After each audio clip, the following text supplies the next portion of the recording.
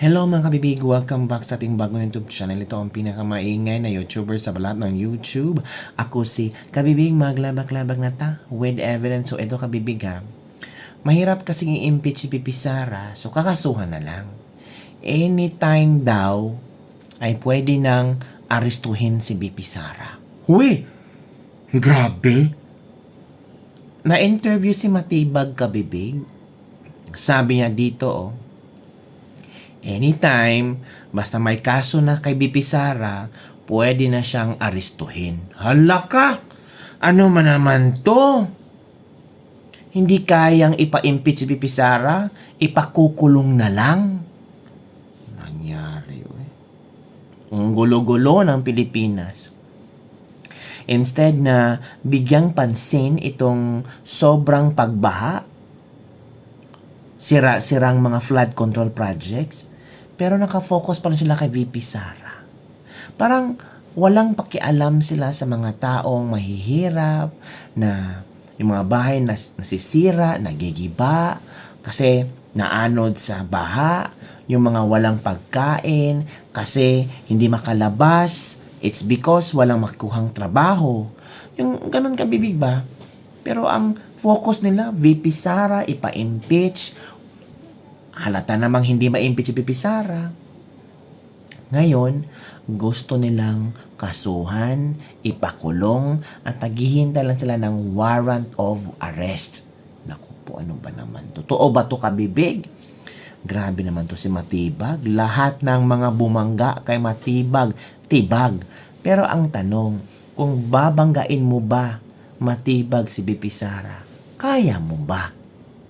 Nako, knowing nakita natin ang ating mga lawyers si VP Sara. And alam nyo kabibig, mas maganda na nagkaroon ng impeachment, no? Kasi kung magkakaso sila kay VP Sara, wala naman silang ebidensya. Kulang-kulang ang ebidensya. And I'm sure hindi naman hahayaan ng Senado na nagtatrial pa nga tayo tapos ikukulong nyo na. Ano ba? Tapos yung nag-witnessan si Matibag, kulang-kulang naman po yung mga sinasabi niya. Kaya ito kabibig grabe yung confident si Matibag. Malabo kasi ang impeachment kay VP Sara, kaya nag-isip na sila ng plan B na ipakukulong na lang. We're praying talaga. Grabe naman, we're praying talaga na makulong si VP Sara, sabi ni Eman Lopez. Basta pag gumalaw si Matibag, lahat ng agency na naka-align sa kanya, lahat talaga ay mag-follow kay Matibag. Ganun ba ka-powerful si Matibag? Ano yung kaso nyo? Secret. Time will come. Natibag siya, Enjoy ni Matibag ang limelight. Kagaya siya ni Tory noon, na sobrang ganda ng limelight ni Tory. Naghahamon nga si Tory ng suntukan kay Baste. Tapos, sikat si Tory. Pinag-uusapan si Tory. Pero later, bigyan na lang tinapon ni BBM si Tory. Ngayon si Matibag, lahat titibagin. Nakikita naman nila na hindi masyadong impactful ang impeachment ni Pipi Sara, at nakikita nila mas lalong tumataas ang trust rating ni Pipi Sara, mas lalong naiintindihan ng tao ang mga dinidiscuss na mga sa impeachment ni Pipi Sara, grounds for impeachment ni Pipi Sara, at nakikita ng mga tao na walang basihan ang kailang impeachment ni Pipi Sara. So naghanap sila ng way na kung saan masisira talaga si Pipi Sara, at yon ay ikulong si Pipi Sara. Meron na po, may nakapile na po tayo. Just waiting for the resolution of the Department of Justice. So anytime po pwede natin siyang arrestuhin. Pag lumabas po yung resolution niyan, ipapile po sa court. So it will depend on that. Attorney, hindi ba masyadong bad optics yung complaint against the Vice President? Sino muna yung tanong? Kasi kayo Ipafile ng ombudsman, sir. Sa ombudsman. Ano pong ipapile na complaint? Nandun po muna tayo sa criminal case muna na pinail namin sa DOJ. So we are awaiting the resolution po. How soon? Well, depende po sa DOJ, but we are awaiting. We're praying na sana po lumabas na. Sir, di ba matagal na masyado bago maglabas ng resolution ng DOJ? Since last year pa na i-file yung complaint, sir. Well, may procedure po sila and I cannot speak for their procedure. Ano po? Kung, attorney, hindi po ba bad optics or bad optics yung baka makasuwar at makulong si Vice President Sara Duterte sa kanyang mga supporters? That is a political question that I rather not answer. Pasensya na po. Ano po? Gano'n po katiba yung mga ebidensya natin na against VP Sara for her to be arrested? Wala pa po tayo sa arrested. Yung kailangan po muna, may resolution po yung Department of Justice. And narinig nyo naman po kanina, we base it on resolution, Memorandum Circular number 20 ng DOJ that there is a reasonable certainty of conviction pag ipinay sa court. Yun na po yung standard na sinunod. Attorney, ba't po nasama yung mga previous press conference ni Vice President Sara Duterte para doon sa threats niya kay Well, those are all considered kasi sabi ko nga kanina, it's confluence of events. Lahat yan, it's not an ordinary threat. Titignan mo yung pattern of behavior po. Kaya kasama ko yan. Attorney, sino po yung binabanggit ninyo na meron na kayong... Hindi ko po pwedeng sabihin, narinig niyo naman po. Kasi po, it will bungle their investigation. Are you investigating the VP SPG? Hindi po particularly BTSPG, pero sinasabi ko po rito, we are already identified the individuals. Pero member po ng AFP. Well, sinasabi ko nga po, merong mga member dyan ng AP, merong hindi. Pero wag nyo na pong pilitin na i-detalye natin dahil may investigation po. It's an open investigation case. Ano po? Mga ilan po yun? Ilan sila po? Hindi ko rin po pwedeng sabihin. Pasensya na po. Hanggang ngayon pa rin po, open pa rin po ang investigation. Of course, because the threat is a continuing threat to the president. Ano po? Narinig nyo naman. Para po yung Narinig nyo po yun. Hindi siya dumalo. Hindi siya dumalo. Grabe yung plano nila, no? Nagkawatak-watak ang kailang plano. Ang epekto nito, tayong mga Pilipino. Sirang flood control, sobrang daming basura, baha, tapos sabi ni BBM, wala tayong magagawa dyan. Grabe, BBM no, walang nagawa. Pero nung pangalawa o pangatlong SONA mo, proud na proud ka sa flood control projects mo. Diba?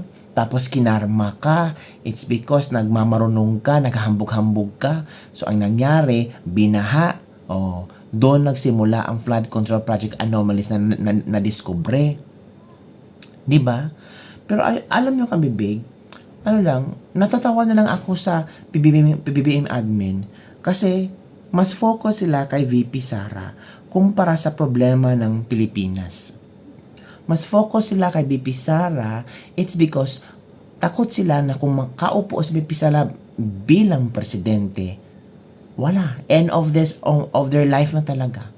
Kaya wala silang pakialam sa ating mga Pilipino kung binahaan ba tayo or naano ba yung bahay natin, wala ba tayong pagkain, mahal lahat. Bigas, produkto ng petrolyo, lahat, wala silang pakialam dyan. Mas focus sila na ma-impeach si VP Sara or makulong si VP Sara. Hahanapan nila ang kaso, even though yung kaso sobrang lambot. Hindi strong case eh. Pero si Matibag, confident na confident. And he said, we are praying. Hala, grabe yung panalangin ni Matibag na maglabas ng resolusyon at talagang because of that resolution, pwede nang magsampa sila ng kaso kay VP Sara. O panoorin nyo si Matibag, watch this video. Libo-libong ektarya ng lupa ay nalagyan na ng patubig sa buong bansa. At libo-libong ektarya pa ang patutubigan.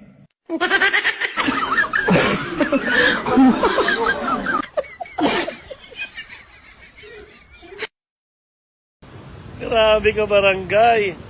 Diyos kong basura to. Sa harap po to ng Redemptorist Church. Tabi ng SNR. Diyan sa ilalim ng LRT. Ayan ang LRT, oh. Grabe. Ayos kaya. Waste management. Grabe, boss. Tingnan ninyo yan. Yan ang sinasabi ko sa ating mga Pilipino. Ang daming sinisisi. Hindi kasalanan to ng flood control. Ah.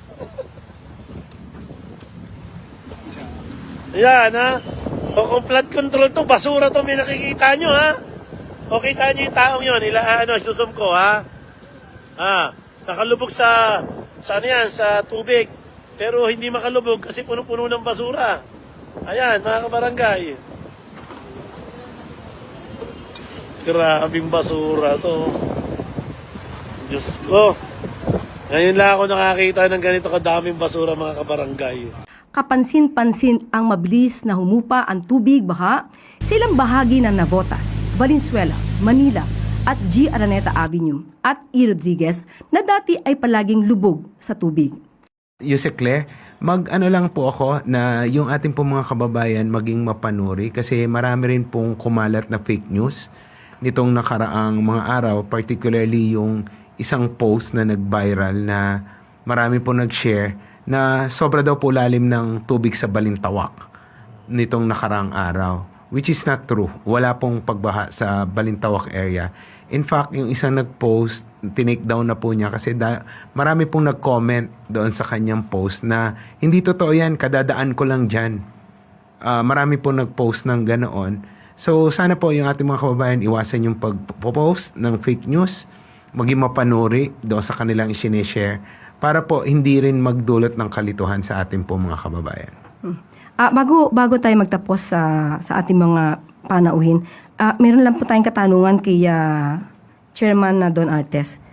Sir, sa tagal-tagal na po natin nakikita yung mga pagtaas ng tubig baha sa ibang lugar. Ano po yung nakita na cause usually? Meron po bang structure na nakaharang o purely basura? Well, combination po siguro, Yusek Claire, kasi marami pa rin po tayong mga ISFs na nakatungtong sa tubig yung pong kanilang mga bahay at doon nga rin nga po sila nagtatapon ng basura.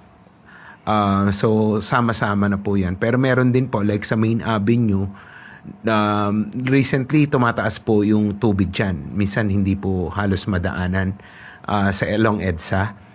Nung amin pong sinuri, may isang pipe ng isang utility company na tumawid po doon sa drainage na pag may basura po, naiipon din. So naalis po namin yung basura, kaya po siguro itong nakaraan despite the rains, hindi po tumaas yung tubig sa Main Avenue sa EDSA.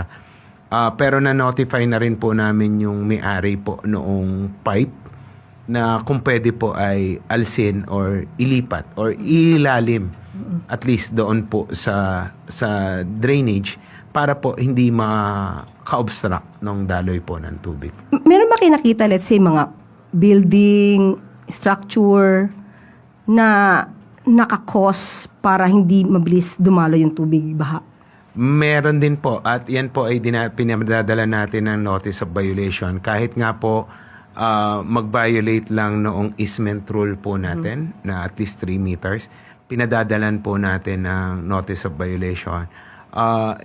Isa nga po sa particular na aming nakita, yung sa Las Piñas po, na lumiit po yung ilog dahil po natayuan po ng karsada na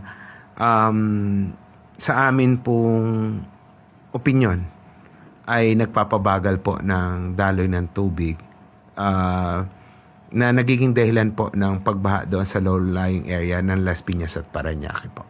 Okay, sir, maliban dito sa kalsada, let's say, condominium, bahay, or whatever, pinapadala nyo ng sulat, ano ang dapat nilang gawin? Pinagigiba po namin. May nangyari na po bang Meron ganito? na po. Meron Okay. na po kaming mga napagiba na Opo. mga struktura. Kahit nga po yung violation lang ng 3-meter easement rule, ang problem po namin ay yung pong mga ISF dahil kinakailangan po silang i-relocate bago po maalis yung kanilang pong mga bahay. Pero yung informal settlers po, di ba, may obligasyon dito ay ang local government units. Local government po at DSUD po. Kailangan maghanap po ng relocation site para po sa kanila. So, sana po makakuha kami ng record, if ever, doon sa mga natanggal, na nagiba, para mapakita din natin sa taong bayan na may ginagawa tayo. Meron naman po. Opo. Regarding dun, sir, sa Marikina Pumping Station, sabi niyo po, may time na hindi siya gumana because May nag-overheat? nag-trip daw po na electrical component according to tinawagan ko po yung main contractor. Bumibili daw sila ng pyesa na hopefully makabit today. Pero at the same time, Yusek Claire, nagpadala na rin po ako ng technical staff para po magtumulong na para nga po maisaayos within the day yung pong 2 pumping stations. So, yung lumalabas na nakita nyo, na nagiging cause, basura siya? Kasama po talaga. Malaking parte po rin yung pong basura sa pagbagal ng daloy ng tubig. At ganoon din po, nagko-cost po talaga siya ng flash flood, lalo-lalo na po sa ating mga kalsada. Ayun. So, sabi nga, may kasabihan tayo, basurang itinapon mo, babalik din sa'yo. So, sa mga kababayan natin, kasi ang dali pong manita or mag-point finger sa gobyerno. Ang pamahalaan naman po ay talagang ginagawa ang lahat. Pero sana, lahat po tayo, lahat ng mga kababayan natin, meron po kayong obligasyon para maiwasan po natin yung ganitong klase ng pagbaha. Marami po talagang basura nakikita para nagbabara. Nung nakaraang taon, may nakita po tayo sofa na nakaharang mismo sa daluyan ng tubig. Refrigerator. So, maging responsable rin po tayo. Kasi ang nakikita ng iba na madalas na mamintas ay puro gobyerno lamang po. Lahat po tayo ay dapat na kumilos para. O, napanood yun na, kabibig. So, ano ang iyong reaction? Yung mga nabahaan dyan, okay lang? Okay lang ba kayo dyan? Yung mga politiko na sabi na, let's move on forward. Let's move forward sa flood control. May naalala ako. Si Erwin Tulfo, let's move forward daw. Huwag na nating pag-usapan yung flood control. Mas may marami pang problema ang Pilipinas. Sabi ni, Erwin Tulfo. O ngayon, binaha ng todo Erwin Tulfo. So, let's move forward. Huwag na natin pag-usapan ang flood control kasi yung pangalan mo ay naisambit sa 18 ex-Marines. So, huwag nang pag-usapan.